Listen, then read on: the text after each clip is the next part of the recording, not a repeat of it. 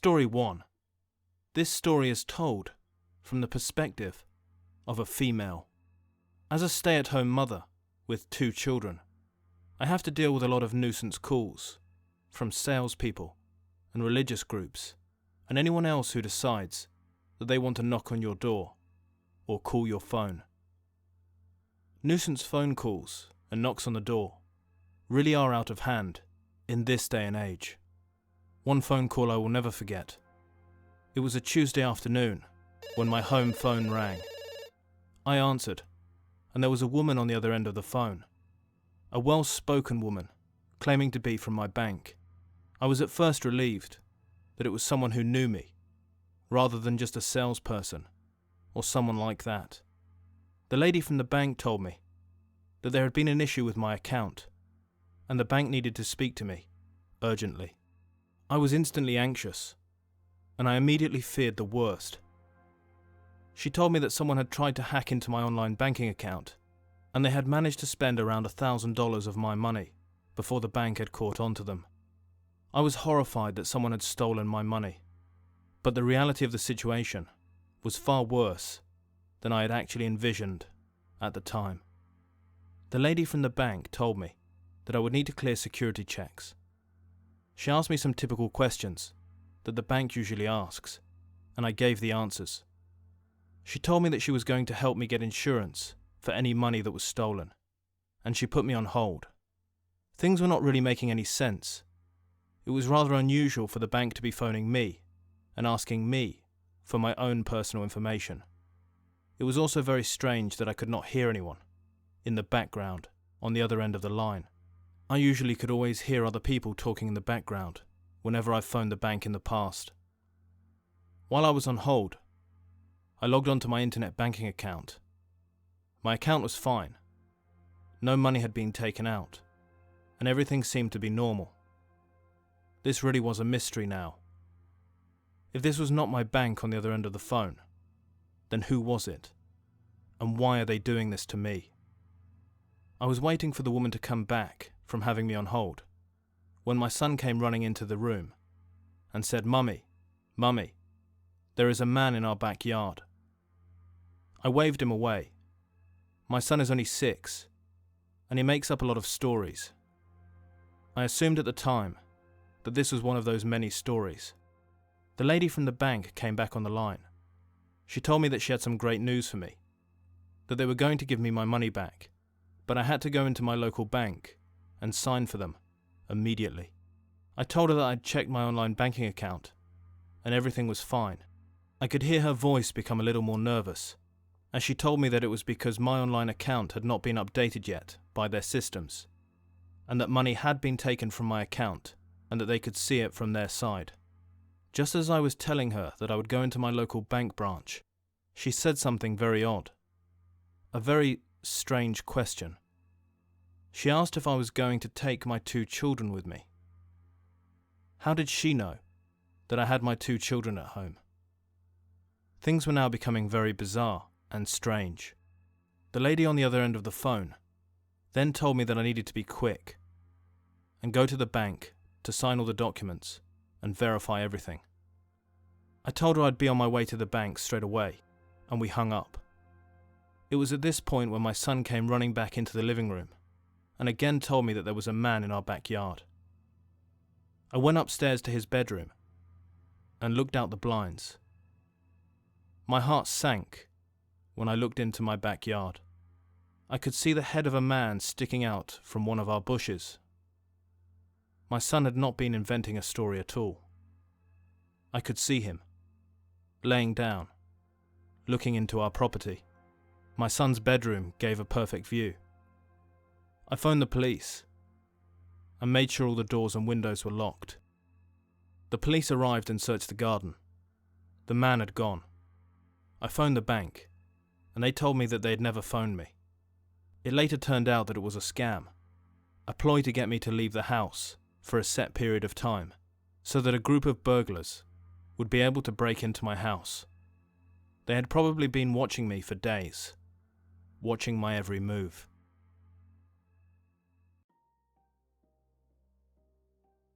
Story 2. This story happened during one unforgettable gap year in 2010 that was sadly cut short. I had decided to fulfill my lifelong dream of travelling from the top of South America all the way to the bottom, having an Argentinian father and being raised in the United States. I always had a huge curiosity when it came to Argentina and South America, and I'd worked non-stop for 6 months just to be able to afford a few months' worth of travel. My plan was to finish the trip in Buenos Aires, Argentina, and see my grandparents and other family members for the first time in my life. Sadly, I never quite made it. At this stage of the story, I was about a week into my trip. I had arrived in Caracas, Venezuela, and I made my way west, heading out to Colombia. I was at a small stop-off town, near a city called San Cristobal. My plan was to stop and rest for the night, and then head back en route and cross the border over into Colombia. It was a very small town. I don't know how big it was population-wise, but its town centre consisted of only a few blocks of banks, small cafes, and shops. It was a real quiet and dusty town. I could see from the locals' reactions that it was very rare to see a foreigner walking around. I knew I had to be careful, and I'd read all the guides and wiki travel to make sure that I stayed safe, and I did not flaunt money around or any valuables, and I made sure to dress down, wearing just a t-shirt, shorts and sandals. After I'd spent the morning buying a few small things and trying out the local food, I realised I was running low on cash, so I went to one of the banks to get some money out. I was kind of shocked when I got to the ATM. For some reason, it would only let me take out $30 in the local currency, Bolívares Fuertes, and nothing more. It would just reject it, and I couldn't understand why. A local using the ATM next to me explained in broken English that I needed to go inside the bank because the cash machines only allowed a small amount each day due to economic problems. I thanked him and went inside the bank. I noticed everyone turn and look at me as I walked in. I joined a queue and waited my turn. In front of me there was a lady in her 50s. For one reason or another, she kept looking behind at me. I noticed she was taking around $600 out of the bank, in the local currency. I could tell she felt kind of nervous. Her nervous behaviour did not alarm me too much. I mean, I would be nervous too, if I was taking out that sort of money. What did alarm me was the banker behind the counter. He was acting very strange. He kept excusing himself, saying that he had some papers to find, and he would then duck down under the counter for 20 to 30 seconds a time. It was very weird. It was not once or twice. He did this about 6 or 7 times. He himself looked very nervous. I couldn't quite put my finger on why. His behaviour was very odd to say the least. After what turned out to be quite a bit of time, the lady received her cash, put it in her purse, and headed out of the bank. It was now my turn. The banker instantly struck up a conversation in English. I was quite relieved, as my Spanish is definitely below par. I passed him my bank card and passport. He asked me how much I was going to take out. I told him $300. He told me it would not be a problem, and that he would do it right away. And then, he did it again. The same as he had done to the lady before me. He began ducking under the table, over and over again. I really could see no reasonable explanation for it. I had a nervous feeling in the pit of my stomach, that something was not quite right here. I told him to stop the transfer. He looked at me kind of shocked, and he even seemed a bit angry, which was another red flag. He asked me why, and I quickly thought of something and said that I'd made a mistake, and my parents were sending me money next week, not this week, and I did not even have $5 on my card. He looked at me as though he didn't believe a word I was saying. He asked me if I was sure, and that he could help me get money out, even if there was none on the card. Again, another red flag. I told him no thank you, and that I would be back next week, and he could help me then. To make him feel as though I trusted him, I took my card back and turned to leave the bank. As I looked back, he was doing it again. He was ducked down underneath his desk. I really could not figure out why he was doing it. and what he had under there. I just wanted to get out of there, ASAP. Something was off, and I could feel it. I left the bank. When I got to the end of the car park and back onto the main street, I saw the lady that had been in front of me in the bank, the lady that had taken out $600. She was walking out the front doors of a pharmacy, directly in front of the bank. She had about 2 or 3 small plastic bags in her hands.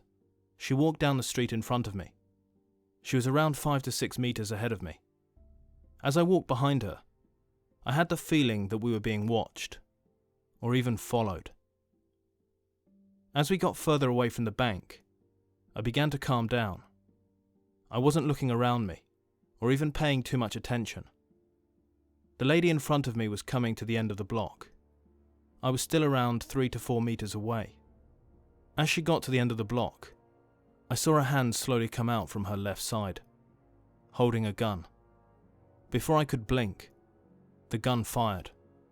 I cannot say if I heard it then saw it, or the other way round, but when I looked back up, the lady was on the floor, with blood pouring out of her head. The man with the gun stepped outside from his hiding spot and picked up her purse.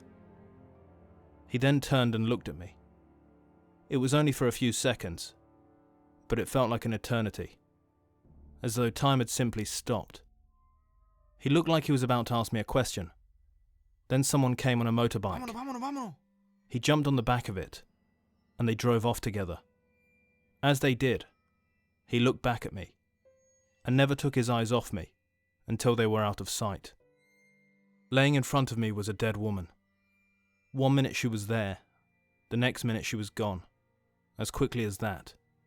As I looked back at the bank, I saw the banker stood in the car park of the bank, with an emotionless look on his face. A local came running over and told me to get the hell out of there, as I wouldn't want to be a witness. I later found out that sometimes, in Venezuela, there have been cases of when a banker tells a local gang who is taking out money, how much they're taking out, and what they're wearing. I was told that it was highly likely that the banker had his mobile phone under the desk and was telling someone else, via messages, all the information. I went straight to the airport and headed straight home. I never made it to Argentina. I still have haunting memories of that dead woman. I think of her all the time, and I often feel lucky that I made that split-second decision to not take any money out that day, as I might not be here now, writing this story for you.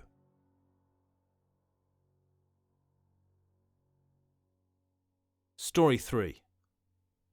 I was out late at night, a Friday night in the city with all my friends. It had been a rough week, and this was no ordinary Friday. It was payday Friday. I'm absolutely terrible with money.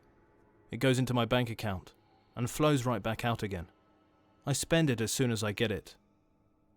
This incident happened before card payments were readily available. You needed to pay cash for most things, and if they did accept card, there was very often a charge for using it. I'd been out drinking, but I was not drunk. Slightly tipsy, you might say, but definitely not drunk. I was very low on cash, and my plan to get as drunk as possible was only halfway through being completed. I ended up making my third trip of the night to the ATM machine. I first tried going back to a service station that had gone to earlier, but the machine was out of service because it had run out of money. As I walked out of the service station, I passed through the automatic doors, the same time as this weird-looking guy in his mid to late 20s, with a beanie cap on, went through the door. He looked at me and said, "No luck with the ATM?" I said no, it is out of cash, and he told me where the nearest ATM was. I thanked him and began walking away. When I looked back, I saw that he was watching me walk away from the service station window, which I thought was odd. I knew the area quite well, and the ATM that he'd recommended me was definitely not the closest one, but the most secluded and the quietest ATM around. This freaked me out a little bit. Naturally, I decided to go to a different ATM. one that actually was the closest one, located to where I was. I had walked for about a third of a mile. The streets were dark. It was quite late, and very few people were out. I was getting close to the ATM, and I was thinking about jogging back to the bar where my friends were. As I got to a traffic light crossing, I looked left and saw the strange man from the service station walking down the street in my direction. He had been following me the whole time. I had gone a very distinct route, so the likelihood of him needing to go the same way was slim to none. I crossed over the road, and to my horror, so did he. When I turned the next corner, I ran the next third of a mile as fast as I could. When I got to the ATM machine, I looked around. I could see no sign of the man who had been following me. I quickly went up to the ATM machine and put my card in, constantly checking around me. There was nobody in sight. I was so nervous and scared that I kept pressing the wrong buttons and had to keep starting over again. I received my card, then my cash. And as I received my cash, I heard a group of stones crunch from behind me. I turned around, and there he was. The man who had been following me stood around 20 feet away from me. He had his beanie hat covering a lot of his face. I could see in his hand that he had a small knife. He didn't say anything to me at all. He just stood there. I didn't know how to react. What I did was, I took all of the cash I had taken out and threw it on the floor in front of me, and I ran away with my card still in my hand. And I ran as though my life depended on it. When I got far enough away, I looked back, and he had gone. I never got cash out late at night again. Unfortunately nowadays, all places accept cards. Hi there everyone. I just wanted to take the time to say thank you for watching, especially if you've made it this far into the video. This channel is going from strength to strength at the moment, and I could never achieve anything without you, the viewer. So thank you again. If you like the video, please give it a thumbs up, as it really helps my channel grow, as YouTube is now favouring likes and activity instead of actual watch time. And if you're new to this channel, please subscribe for more real life horror.